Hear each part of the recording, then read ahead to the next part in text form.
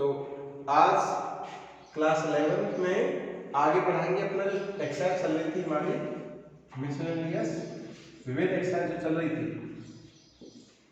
उसके क्वेश्चन 6 तक हमने करा दिए हैं और 7th क्वेश्चन से समझना है। तो 7th क्वेश्चन में कहा है कि हमें दो फलन दिए हैं, दो फंक्शन दिए हैं f और g, r से r वास्तविक संख्याओं से वास्तविक संख्याओं पे दो फलन हैं और इस तरह से परिभाषित है fx = x+1 और gx = 2x - 3। ये दो फलन दे रखे हैं और इसमें हमें पूछा गया है कि इन दोनों को कैसे ऐड करना है और सब्ट्रैक्ट करना है और कैसे डिवाइड करना है। तो इसमें तुम्हें पहले भी बताया था कि पहले x माना जाता है इधर और उसको x से वर्कआउट होगा दोनों पे तो ये कन्वर्ट हो जाएगा fx + gx और fx का मान पता है gx का मान पता है, उसको रख दिया जाएगा इधर। तो ये हो जाएगा x + 1 + 2x - 3 और इसको सरल किया जाएगा तो ये हो जाएगा 3x - 2। ये इसका आंसर होगा। आगे माइनस करना है तो वही स्टेप कि x रखेंगे, x डिस्ट्रीब्यूट होगा इसमें fx - gx, fx की वैल्यू पता है x + 1 बीच में माइनस है तो ब्रैकेट से स्टार्टिंग कर देंगे, gx दे रखा है 2x - 3 पुट किया और इसको सरल करेंगे तो ये हो जाएगा x + 1 - 2x + 3 और इसको सरल करेंगे ये हो जाएगा -x + 4। ये इसका आंसर है। उसके बाद डिवाइड करना है, x रखेंगे ये हो जाएगा fx / gx, fx की वैल्यू x + 1, gx की वैल्यू 2x - 3। बस अब ये क्या है, एक परवलय फलन रेशनल फंक्शन।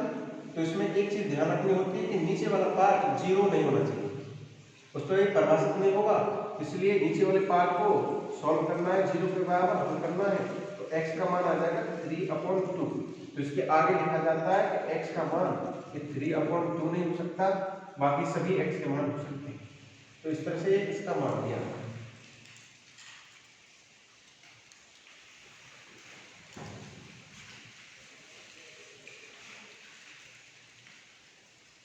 नेक्स्ट क्वेश्चन समझते हैं, क्वेश्चन नंबर 8।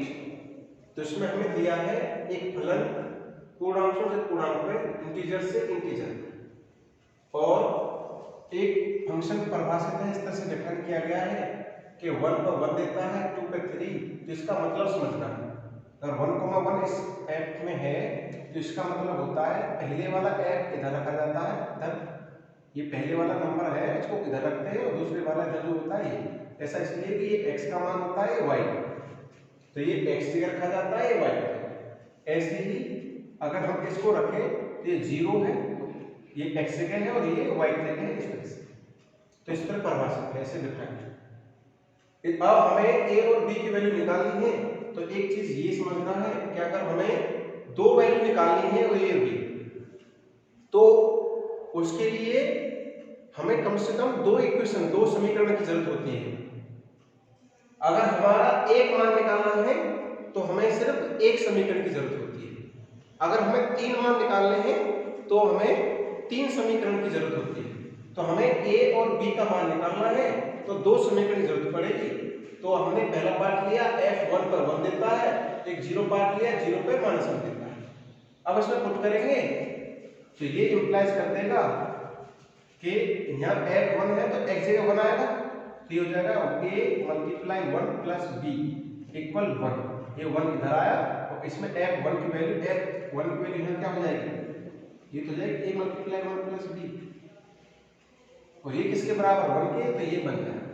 तो यहाँ पर लिखिए, यहाँ पे लिख सकते हैं ये किसके बराबर 1 के, तो एक इक्वेशन ये आ जाएगी। इसको सॉल्व करेंगे तो a + b = 1, ये हो जाएगा। दूसरा है f0, तो f0 रखेंगे इसमें तो ये क्या हो जाएगा a × 0 + b और इसको सॉल्व करेंगे तो ये हो जाएगा b और ये f0 की वैल्यू कितनी है, -1 के बराबर, तो ये -1 हो जाएगा। तो ये b का मान मिला -1 और इस b के मान को किस पुट कर देंगे, इसमें इक्वेशन 1 मान लो तो यहाँ लिख देंगे put value of be in equation first, इसमें पुट कर देंगे। तो ये क्या हो जाएगा, -1 रखो तो a -1 = 1, तो -1 इधर जाएगा तो ये हो जाएगा a = 2, a की वैल्यू ये, तो ये दोनों मान पूछे थे इसमें। अब नेक्स्ट क्वेश्चन समझना है, क्वेश्चन नंबर 9। इसमें हमें एक संबंध रिलेशन दिया है कि a और b इस तरह के जोड़े आएंगे, इसमें दोनों a और b कैसे होंगे, प्राकृतिक संख्या है, नेचुरल नंबर, और a = b² को सेटिस्फाई करेंगे। तो कुछ एग्जांपल लेते हैं।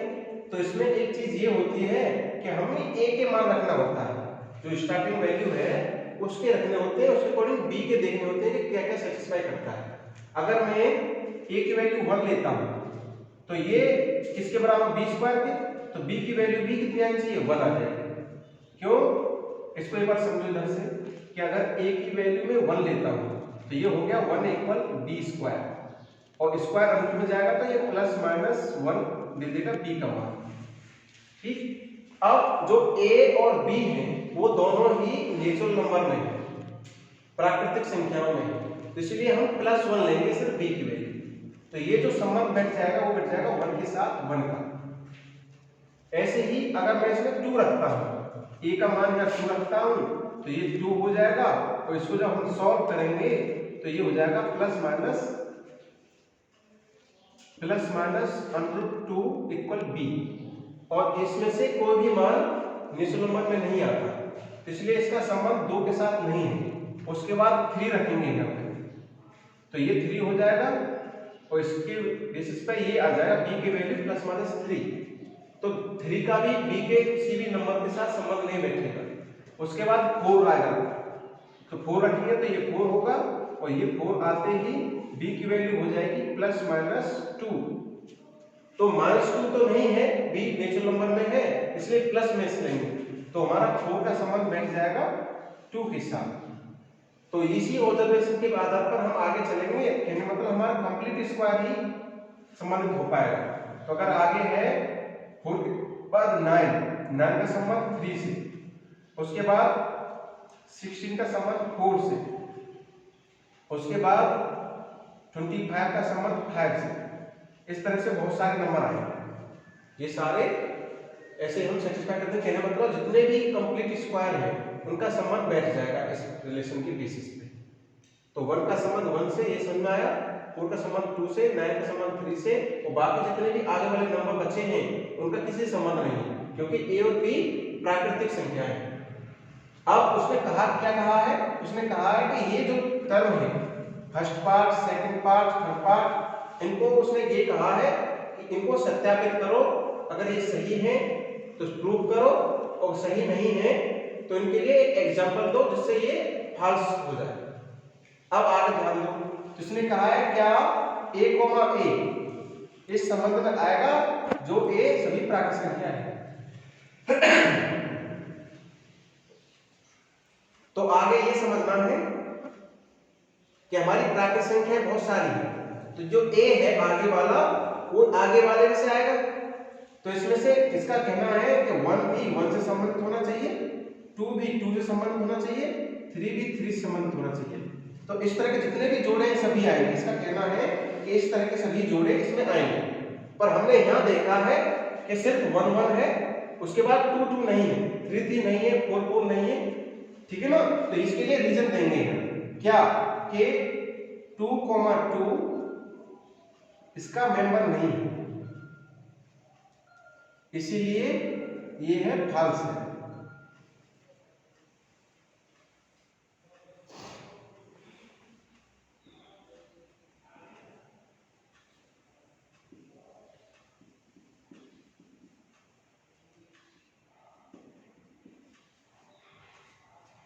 ठीक, आगे ये समझना है, इसने ये कहा है कि अगर a b R में है तो क्या b a भी R में होगा।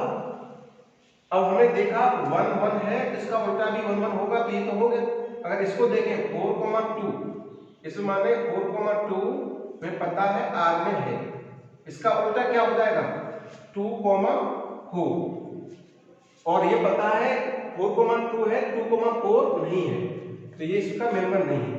पर इसने ये कहा था कि क्या इसके लिए a, b अगर r में तो b, a r में है कि नहीं? नहीं है, इसलिए ये भी सही नहीं है, सत्य नहीं है।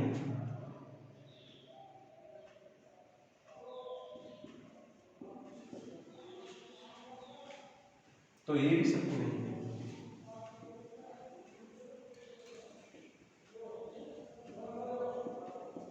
अब इसको चेक करें। इसमें कहा है a, b, b, c अगर r में है तो क्या ये सत्य है कि a, c r में है?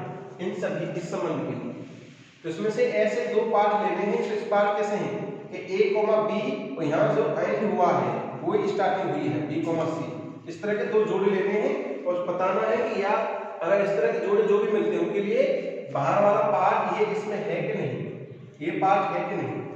तो हमें पता चला, ध्यान दो, अगर इसमें से हम लेते हैं 16,4 इसमें है ये, और 4 के साथ 4,1 भी, 4,2 भी इसमें है। तो कहने मतलब जो स्टार्टिंग हुई एंडिंग हुई तो इसका तरह का सेट हमने दे दिया। और इससे क्या मिलेगा, बाहर वाले से क्या मिलेगा, इन दोनों से क्या मिलेगा हमें, a, c ये हुआ 62,2, पर ये इसमें नहीं है, इसीलिए यह सत्य नहीं।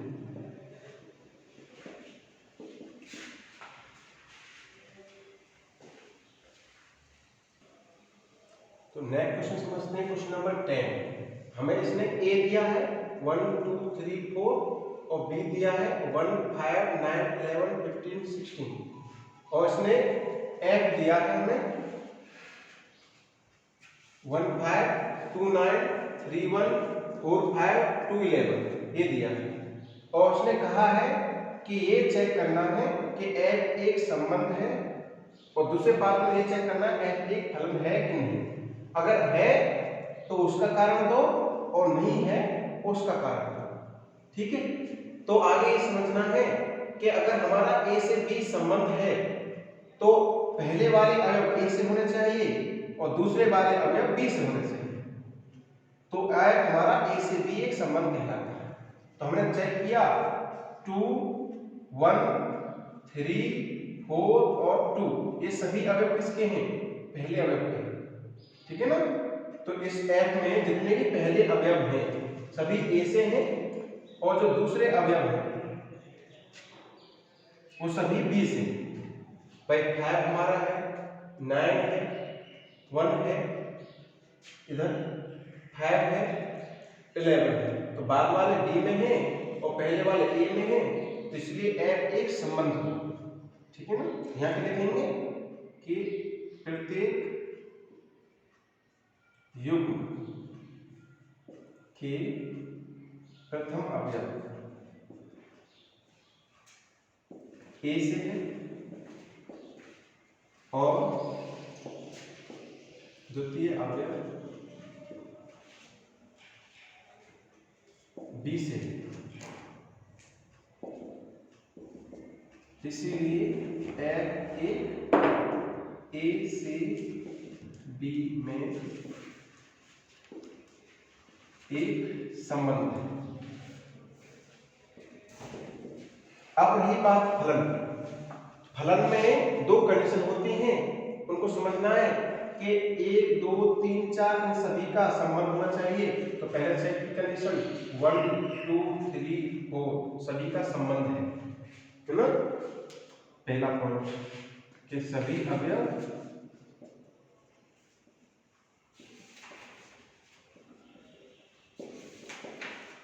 संबंध।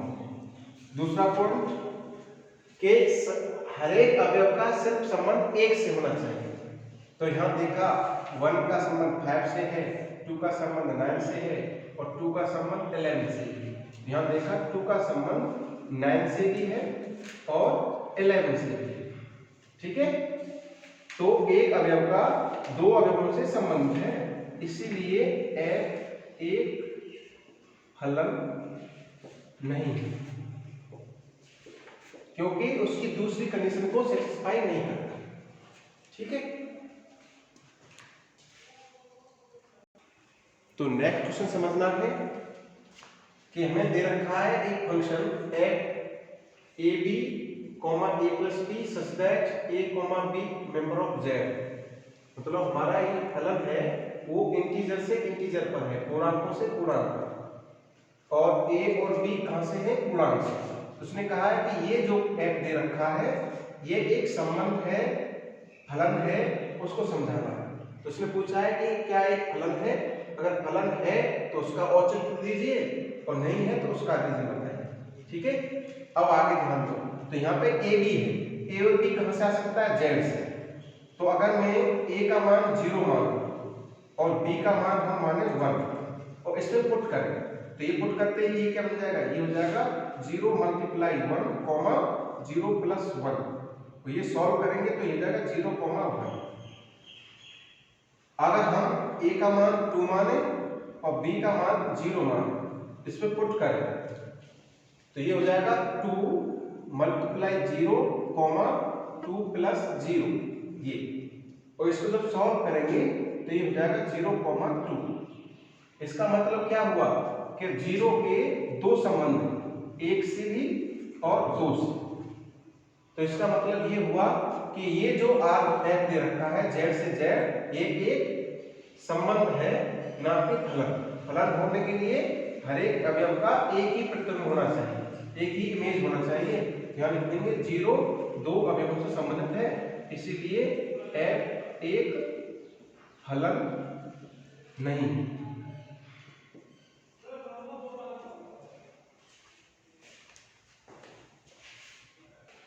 तो नेक्स्ट क्वेश्चन समझें, क्वेश्चन नंबर 12। इसमें हमें ए दिया है और कहा है एफ एक ए से एन पर परिभाषित है, और एफ इस तरह से परिभाषित है कि एफ एन कोई भी एन रखोगे तो एन इधर जो आएगा एन का महत्तम अभाज्य गुणक, ये गुणक है।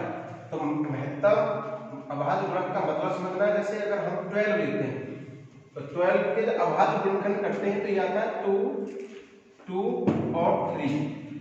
तो अभाज्य गुणनखंड आएगा इसके 2 और 3, जिसमें जो महत्तम होगा, महत्तम क्या होगा 3। ठीक, तो इसका जो महत्तम गुणक अभाज्य गुणक क्या हो जाएगा 3। तो अगर इसमें से हम ऐसे ही 9 को निकालें 9, तो क्या होगा 3 मल्टीप्लाई 3 है ना।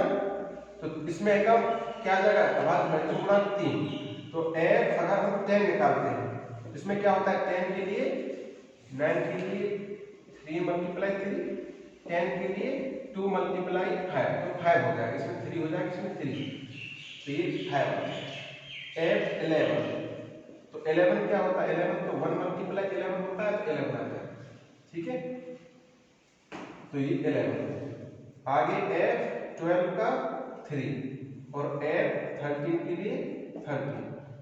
ठीक है, तो इसका परसर पूछा था, तो परसर क्या होता है, ये बात परसर होता है हमारा, तो परसर क्या हो जाएगा, परसर n इक्वल 3 5 11 13, ये इसका आंसर है।